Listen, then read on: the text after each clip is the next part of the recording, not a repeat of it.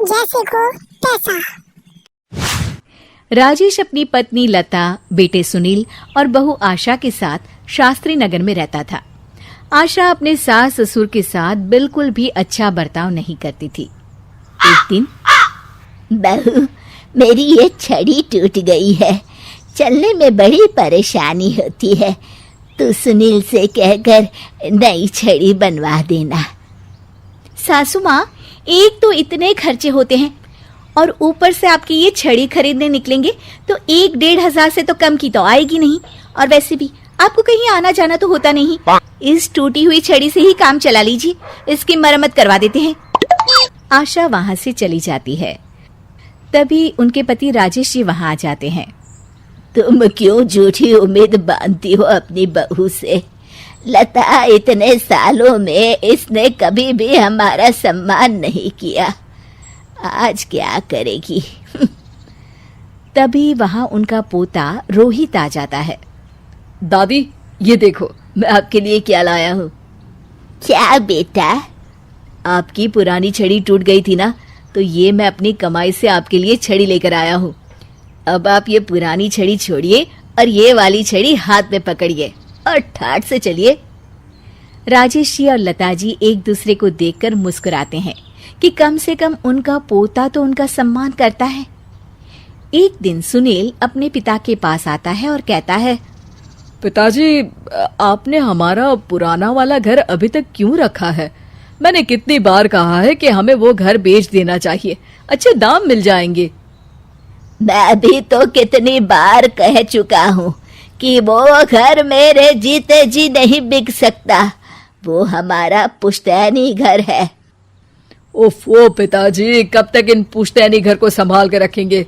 अब छोड़ भी दीजिए मोह माया। आपके पूजा पाठ के दिन है, कहाँ आप एक घर के मोह में लगे हुए हैं। घर का मोह नहीं है बेटा, कुछ चंद यादें हैं, उनका मोह है। पर तुम ये बात नहीं समझोगे। आपसे तो बात करना ही बेकार है। लता जी और राजेश जी अपने बहू बेटे के इस दुर्व्यवहार से बहुत दुखी होते हैं। उनके बहू बेटे उनके साथ दुश्मनों जैसा बर्ताव करते थे।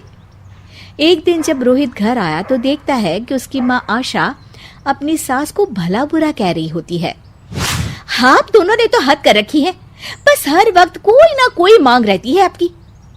अरे बहू, मैंने तो बस इतना ही कहा कि तेरे ससुर जी को ठंडे पानी से नहाने में तकलीफ होती है, तो इनके लिए गर्म पानी कर दिया कर।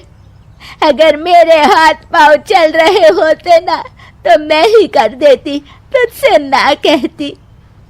हाथ पांव तो अभी भी चलते हैं सासू माँ आपके, बस आप चलाती नहीं है। क्या मैं नहीं जानती कि ये सब नाटक है आपका, ताकि सारा काम मुझे ही करना पड़े।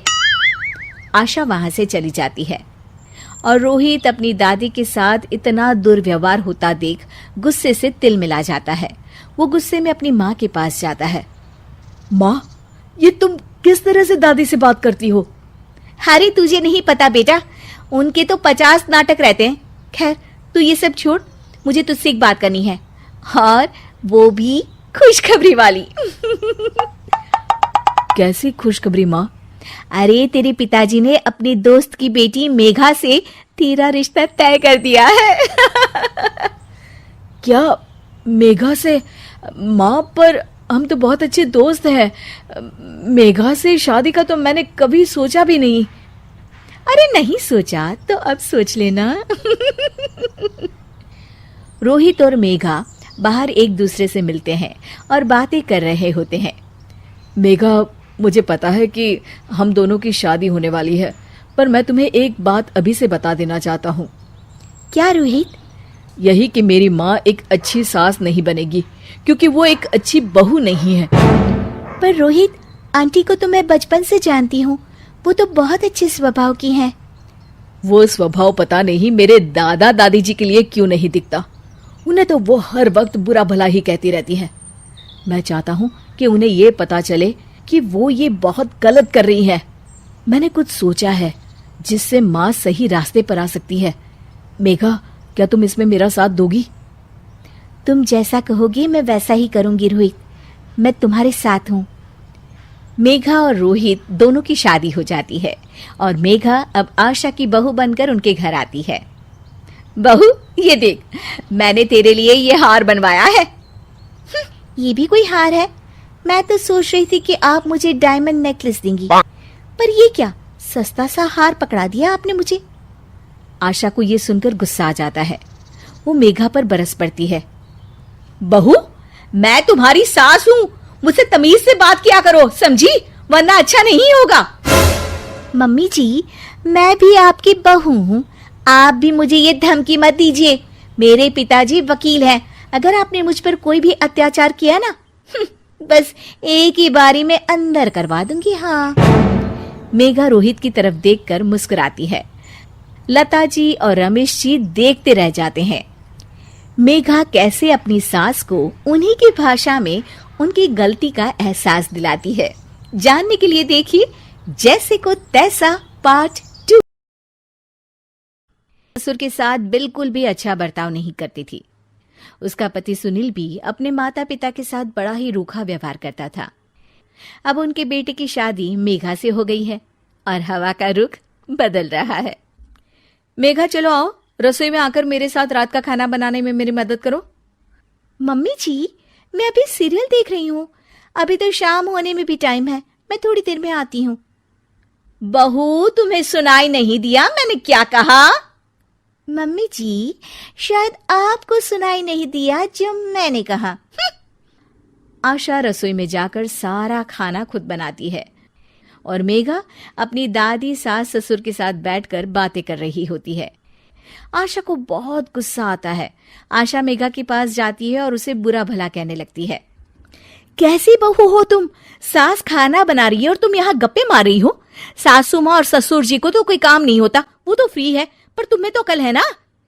ये सुनकर मेघा भी आशा से बहस करने लगती है।